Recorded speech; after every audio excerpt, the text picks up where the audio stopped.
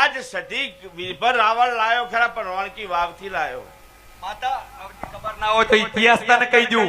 859 વર્ષનો ઇતિહાસ મારા કાન પડ્યો સધીનો. વીરભણની સધીની પાકિસ્તાનની ઓળખેણ રોણકી વાવી લેવા નતો જતો, એ બળદોનો વેપાર કરતો હતો.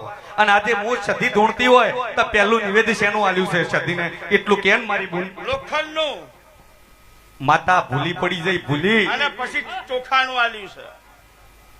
કોઈ ગુજરાતમાં લોખંડ નતું એ દાડે, એ તો સંઘમાં હાલતો ચણા.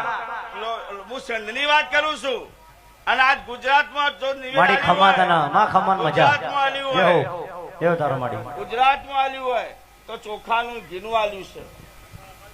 કોઠા ગોમના દરબારના દીકરાની બલી લીધેલી હતી. હોજામાં આજે ઇતિહાસ છે. પહેલું નિવેદ વીરભણને લાવીને દાડે કીધું તું કે વીરભણ તું મને સધીન લાયો શું જમાડી.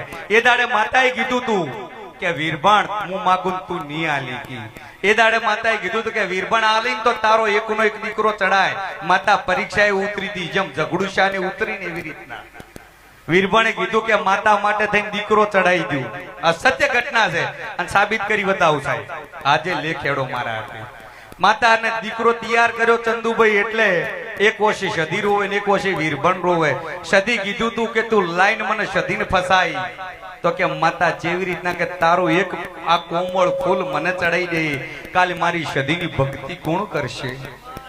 મારો વંશ ની રે તારો વીરભણનો. તો કે જબરું ગોમનીથી ઉઠલાય. હડકમઈ માતા બેઠી કોઠાના દરબારના દીકરાની બલી ચડાવી દી. દરબારે સાહેબ પટોતરું પટલાઈ ચાલતી હતી, બંદૂક ભરાઈ દીધી હતી બે નાળી કે રાવણની સદીમાં બળ હોય તો આ છોકરાને ચડાયો હજીવન કર. એ દાડે ટોપલો ઊંચો કરીને જીવતો જેટો ઉભો કરેલો છે. આ સદીનું નિવેદ છે. લોઢાના ચણા નતા ચોખા એ દાડે હોય.